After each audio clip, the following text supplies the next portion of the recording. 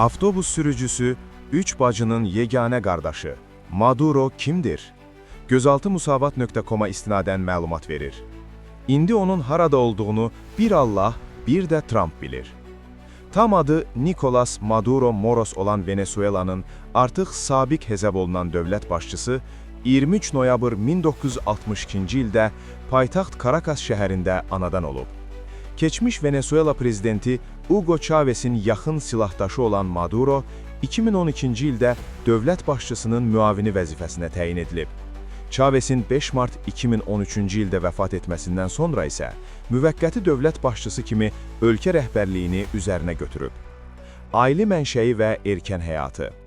Maduro, Caracasda fəhlə sinifinə mənsub bir ailədə dünyaya gəlib. Atası Nicolas Maduro Garcia Həmkarlar İttifaqı lideri olub və 22 aprel 1989-cu ildə yol nəqliyyat qəzası nəticəsində həlak olub. Anası Teresa de Jesus Moros Kolumbiyanın Kukuta şəhərində doğulub. Roma katoliki kimi böyüdülən Maduro'nun 2000-ci illərdə Hindli quru Satya Sai Baba'nın ardıcıllarından biri olduğuna dair məlumatlar yayılıb. Özünü mestizo kimi tanıdan Maduro, yerli xalqlara və Afrika mənşəli köklərə sahib olduğunu bildirib. O, həmçinin ailə soyunun bir hissəsinin Sefarad Yahudilərinə dayandığını qeyd edib. Los Jardines El Valle bölgəsində böyüyən Maduro, 4 uşaqdan yeganə oğlandı. Onun Maria Teresa, Josefina və Anita adlı 3 bacısı var. Sol baxışlı bir ailədə böyüyüb. Evlilikləri və ailəsi. Maduro 2 dəfə evlənib.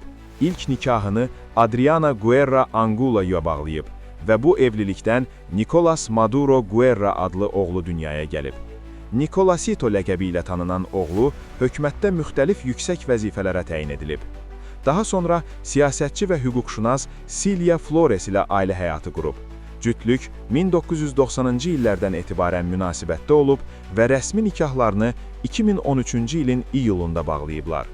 Maduro'nun Flores ilə bioloji övladı yoxdur. Siyasi karyerası.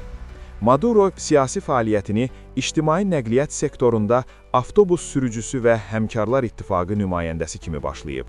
1990-cı illərdə Hugo Chávez'in liderliyində yaradılmış 5-ci Respublika hərəkatının qurucularından biri olub.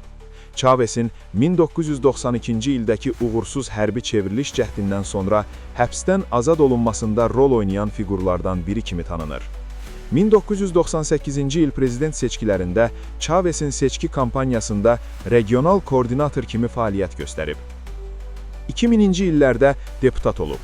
Daha sonra isə Milli Assambleyanın sədri vəzifəsinə yüksəlib.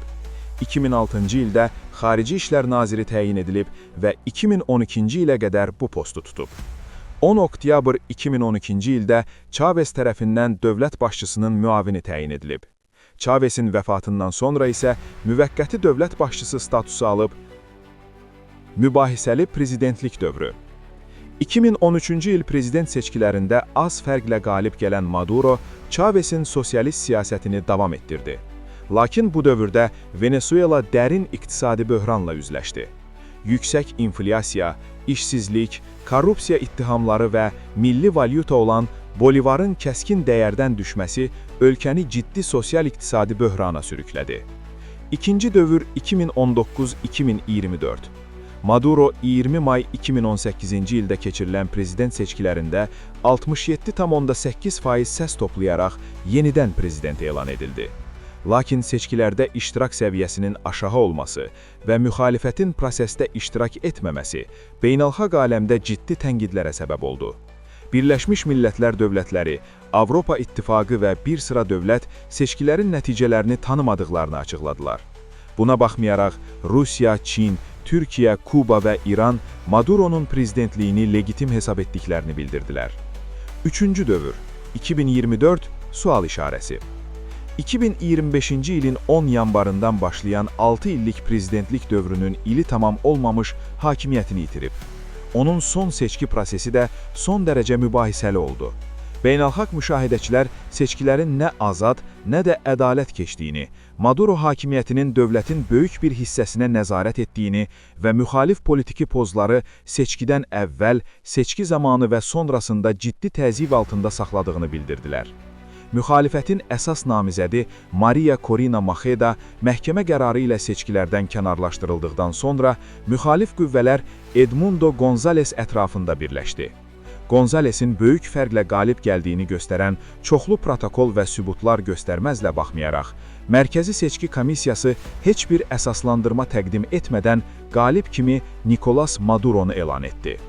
Maduro hakimiyyəti ABŞ-ın Venezuela üzərində iqtisadi və politiki təsirini azaltmağa çalışdıqca, ABŞ da onu avtoritar idarəçilik, korrupsiya və insan hüquqlarının pozulması ittihamları ilə hədəfə aldı və sanksiyalar tətbiq etdi.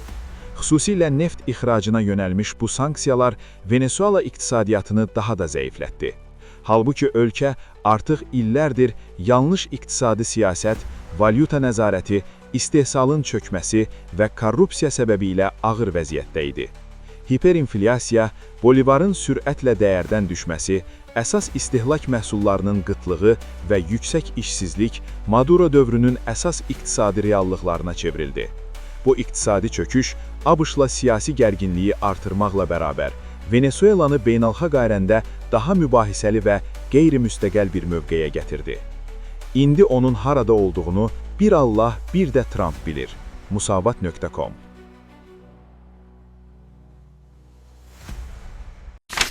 Gündəlik hadisələrdən xəbərdar olmaq üçün bizi izləyin.